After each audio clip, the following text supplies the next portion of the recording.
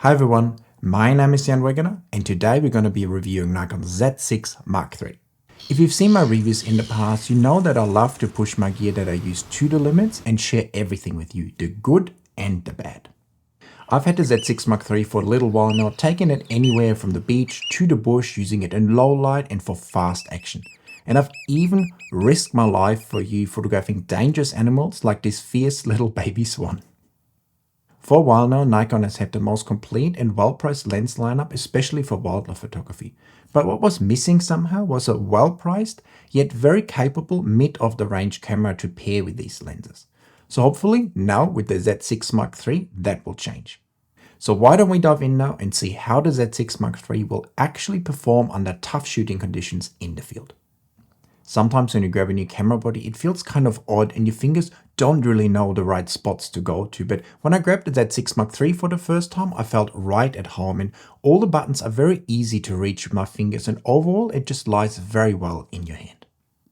It's a bit larger than the Nikon Z6 II, but a bit smaller than its big brother, the Nikon Z8.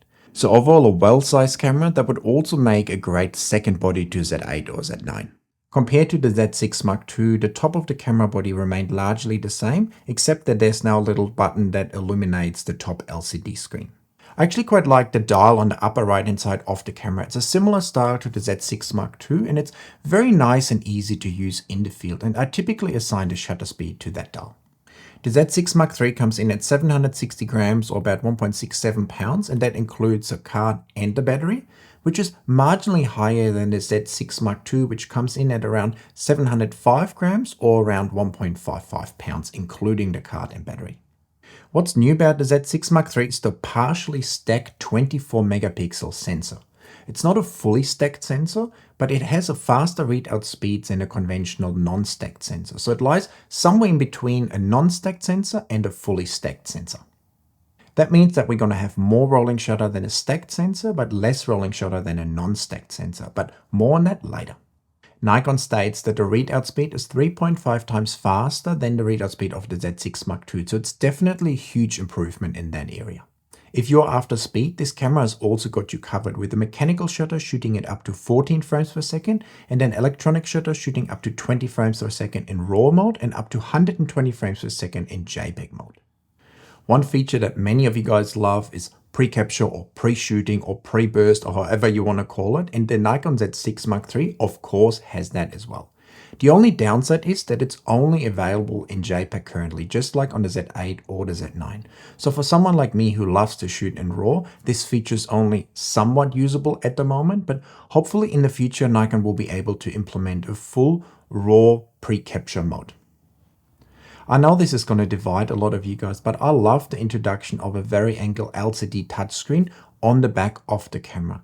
Having this front-facing screen will definitely make it easier for creators like me to line up shots in the field or film yourself. And for a camera like the Z6 III that's in particular aimed at creators as well, having that kind of front-facing screen is definitely a valuable addition. On the back of the camera, we find the typical Nikon layout with the display button, the photo-video switch, and the AF on button, for instance. I was also pleasantly surprised to see that the Z6 III comes with one CIF Express Type B card slot and one SD card slot, which is a great upgrade compared to most cameras in this range that come with two SD card slots. The Nikon Z6 III takes the same batteries as the Nikon Z8 or Z6 II, for instance.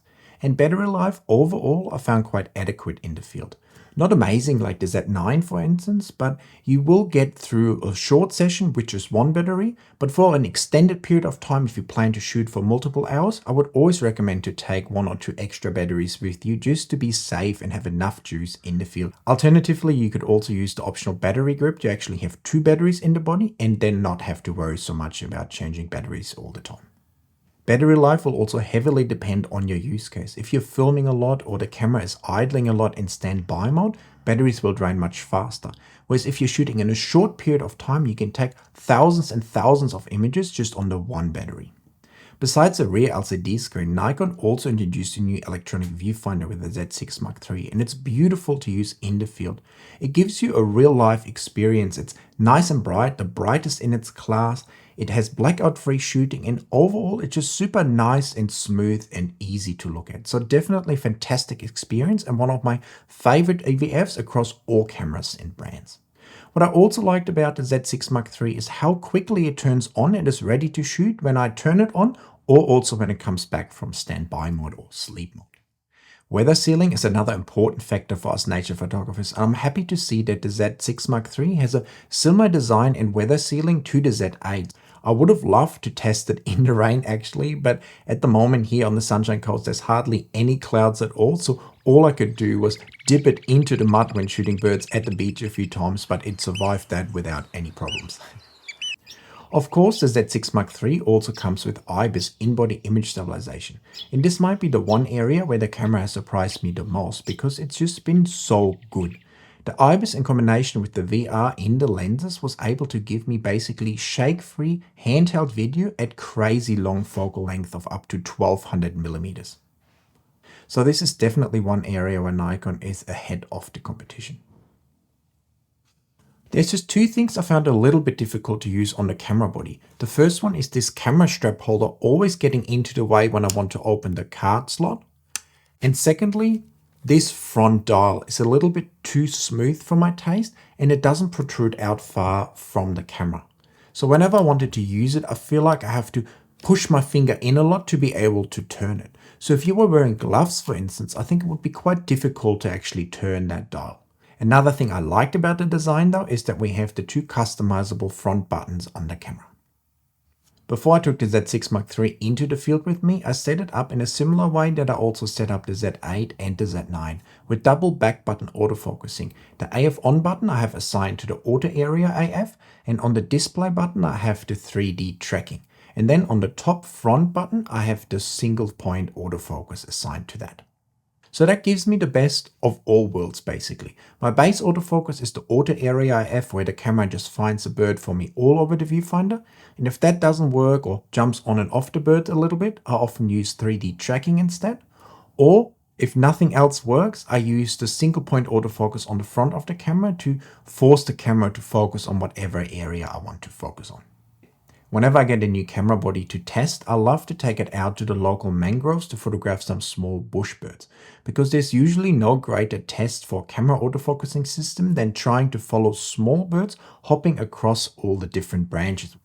For this outing, I decided to go with the 600mm PF lens because I knew that the birds are not going to be too close for me, so I didn't need any of the zoom lenses. Over the next little while, I found myself surrounded by some beautiful birds like golden whistlers, fantails, and tiny mangrove georgies.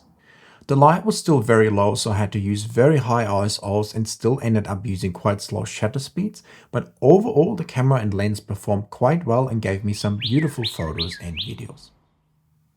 One thing I realized quickly in the field that the Z6 Mark III, and all cameras really, greatly benefit from pre-focusing on an area that you expect the bird to appear in. That will dramatically increase your keeper rate. If you try to focus on a bird that's totally out of focus and expect a camera to just jump onto it, you will struggle a lot more. Whereas if you focus on a branch, for instance, that's near where the bird should come up, and then you focus onto the bird when it appears in your frame, the automatic modes will work much better. One thing that is missing from the Z6 Mark III that we have in the Z8 and the Z9 is a dedicated bird subject detection mode, and I definitely noticed that in the field. If I had to describe the subject recognition and autofocusing of the Z6 Mark III, I would compare it to an earlier version of the Z8, sometime before firmware 2.0 came out. So definitely a huge improvement over the Z6 Mark II, and not bad at all, actually great in the field. But there's still a little bit of room for improvement when you compare it to Z8 or Z9. The Z6 Mark III also seems to have a type when it comes to focusing on certain birds, because there's some species it's just glued onto the eye, and other species where it struggles a little bit to identify the bird and what the eye is of the bird. So in most situations the automatic tracking works quite well, but sometimes you just have to help it a little bit with the single point autofocus to direct it around and tell it what you want to focus on. Interestingly, I also seemed to get slightly better results when I selected the auto subject detection mode compared to the animal subject detection mode. Both of the modes gave me an overall similar experience, but whenever I selected auto, it seemed to be a little bit more sticky in certain situations. One tough test I like to put all new cameras through is to shoot birds against a water backdrop, especially ocean waves, because the autofocusing systems get quickly distracted by the waves and jump off your subject. And the Z6 Mark III did quite well in the test as long as the subject was large enough in the frame. The smaller the subject, the more it started to struggle, but with a decent sized bird in the frame, the tracking was actually excellent. But this is one area where the Z8 currently has a bit of an advantage because it can track smaller birds against one of these backgrounds with a more consistent result. Of course, I didn't only want to use the Z6 Mark III with the 600mm PF lens, even though that's probably my favorite lens. So for my next test, I grabbed the 100 to 400mm lens and the 180 to 600mm lens and went to my local park that often has a new species surprise up its sleeve. And this time around, it didn't disappoint with a huge flock of plumed whistling ducks available. Normally, these birds are not easy to get close to, but in this local setting where people feed the birds, they were actually quite approachable and I got some beautiful photos and videos. This park is also great to do some birds in flight shooting against quite busy backgrounds. For some reason on that day, the birds didn't really want to fly until quite late in the day, so I had to use super high ISOs and shoot wide open to get any sort of usable shutter speed. But to my surprise, the Z6 Mark III and the 180 to 600mm lens actually performed really well, giving me some beautiful flight shots in these tough conditions and actually quite low light conditions considering that I wanted to do birds in flight photography. So getting these beautiful series of birds in flight shots without getting too many out of focus images was definitely great to see and quite encouraging. At the end of the day, I also decided to shoot some silhouettes of ibises flying in against a sunset background, and in this scenario, both the lens and the camera also performed very well and gave me some beautiful images. If I compare the performance of the Z6 Mark III with the 600mm PF lens and the 180 to 600mm lens, I must say that the 600mm prime lens has a slight advantage in sharpness and autofocusing performance, but overall the results with the 180 to 600mm lens were also fantastic, and I think this is definitely one combo that a lot of people will enjoy in the field. And whether you use an old camera or want to upgrade to the Z6 Mark III, one area that's important to learn is image editing, because only then you can get the best results from your RAW files. And I would love to help you get better results with my masterclass, my PROSETS and my brush pack. With my PROSETS, I allow you with just one click to transform your RAW files, and in my masterclass, I teach you step by step everything you need to know in Photoshop to get amazing results. And with my brush pack, I make your life in Photoshop much easier. So if these are of interest to you, make sure to check these out down there in the description. Back at the park, I also found a black swan family. Usually these swans always have 5, 6, 7, 8 babies, whereas this pair only had the one little baby, but sometimes one bird is enough to get some cute scene. And on this occasion, I was able to get some beautiful handheld video of the swan eating, or I should say trying to eat, little bits of grass. This was also the first time that I was able to try out the awesome 240 frames per second mode, and this just gives you a totally new insight into wildlife. Like this swan, in full speed, it looks like it's just ripping at the grass and swallowing it, whereas at 240 frames per second, you can kind of see how much of a struggle it is for the baby to actually try and swallow the grass and get it unstuck from its beak. I haven't talked much about video yet, but this is one area where the Z6 Mark III truly shines. First of all, we have that amazing image stabilization that allows us to do handheld video even with long lenses. And on top of that, we also have a large range of different video modes available. We get 4K 30, 4K 60 downsampled from 6K and uncropped. We also get 5.4K video, we get 6K RAW, and we get full HD with up to 240 frames per second. So there's definitely something in there for everyone.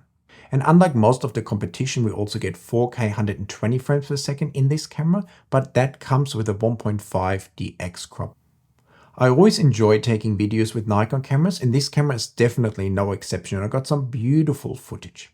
Overheating also doesn't seem to be much of an issue with this camera. Depending on the mode, your recording times may vary, but for instance, you can get up to 125 minutes in 4K 8-bit with a H.265 codec. So in most situations, you should have ample recording time available. The video autofocusing system of the Z6 Mark III performed very well in the field, but compared to the Z8 or the Z9, I found the performance a little bit more sluggish and tiny bit more inconsistent at times. If you watch some of my latest videos, you know that I'm personally not the biggest fan of 24 megapixel cameras, but in Nikon's case, this makes total sense because they already have two top-of-the-line bodies with 45 megapixels. So having a lower megapixel mid-of-the-range body makes total sense in my opinion. And we get advantages like speed and incredible ISO performance that definitely make it worthwhile having a camera even though it has only 24 megapixels.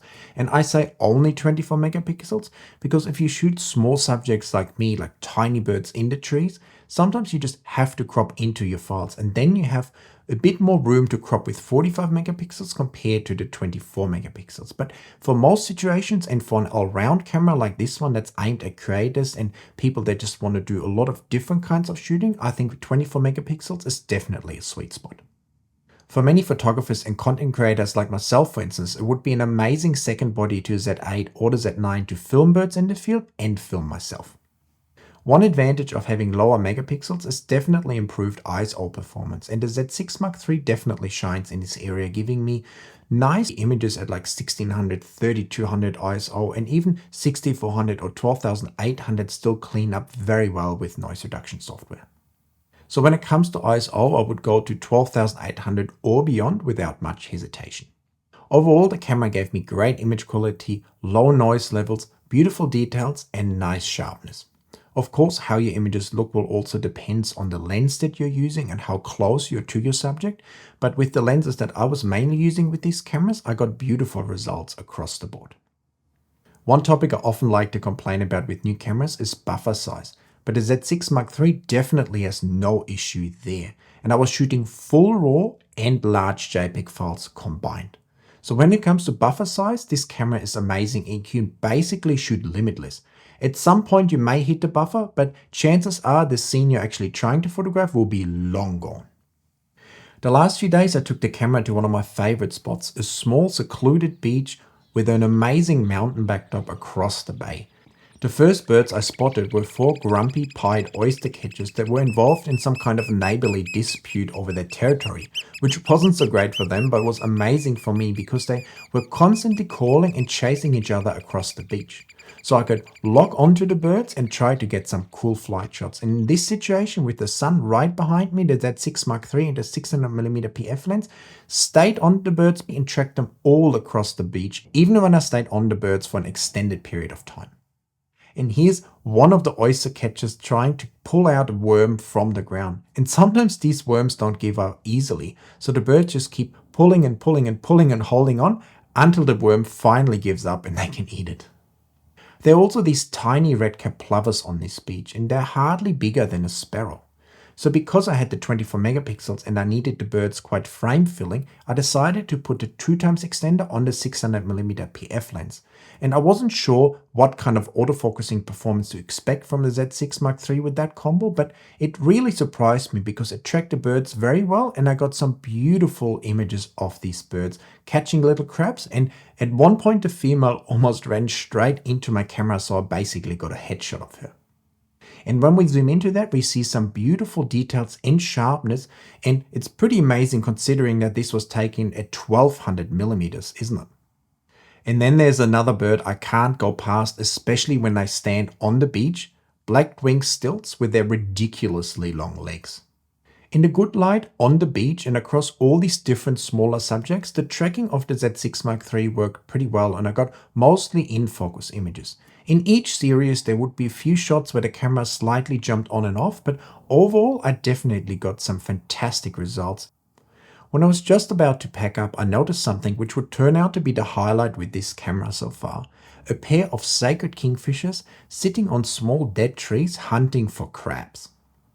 Because I had to hide away in the mangroves, I was a little bit further away from the birds than I wanted to, so I had to use the 2x extender again. But for these kingfishers, just like for the shorebirds, the 2x extender actually worked really well and gave me some fabulous photos. What I really enjoy about using cameras like the Z6 Mark III and Nikon's super light telephoto lenses like the 600mm PF lens is that I can easily switch to video in the field and then take some beautiful handheld video even at that 1200mm focal length. So that was pretty incredible, and I got some beautiful footage of the kingfishers with the crab and in the trees. And who would have actually thought that these kingfishers enjoy eating crabs? It must be pretty scratchy in their throat, swallowing a crab with the shell, the legs and the claws. We haven't talked about the sensor or rolling shutter yet. It's great to see Nikon making an effort to minimize rolling shutter with a partially stacked sensor, and in most situations, image wobbles or rolling shutter is not an issue. But if you compare the Z6 Mark III to the Z8 or the Z9 that have some of the fastest readout speed available on the market, you do notice the rolling shutter in certain situations. Nothing major, but in rare cases you get a bit of a wobble between shots, and when a bird takes off we can see some slightly stretched wings. Or for instance, when I do birds in flight with trees in the background, these tend to be on a bit of an angle. Compared to the quite slow readout sensor of the Z6 Mark II, the Z6 Mark III is a dramatic improvement. So in most situations the rolling shutter won't be an issue at all, but if you know that you're going to photograph hummingbirds or tiny birds in flight, then switching to the mechanical shutter might be a better idea, even though then you're giving up some of the frames per second. After using the Z6 Mark III in the field for a little while now, I think it's a fantastic all-around camera that can do many things at quite a high level. The body sits well in your hand with well-positioned dials and buttons, and it's a joy to use the new rear LCD screen and especially that brand new bright EVF. The autofocus overall was quite good, but lacking a little bit compared to Z8 for instance, and not having the bird subject detection mode in particular probably affected some of the results that I was getting. Don't get me wrong, the overall autofocusing performance is still very good and much improved to the Z6 Mark II for instance, but at the same time I sometimes wish that the autofocus just stayed a little bit more glued on to my subject. To sum it up, Nikon Z6 Mark III is a fabulous little camera that perfectly fits into the Nikon lineup. It gives creators a great camera to work with fabulous video features and a front-facing LCD screen, and it gives many photographers the option to now have a mid-range camera to pair with Nikon's beautiful lens offerings. Personally, I would use this camera as a second body alongside my Z8 or Z9s to film myself in the field and to film birds in the field.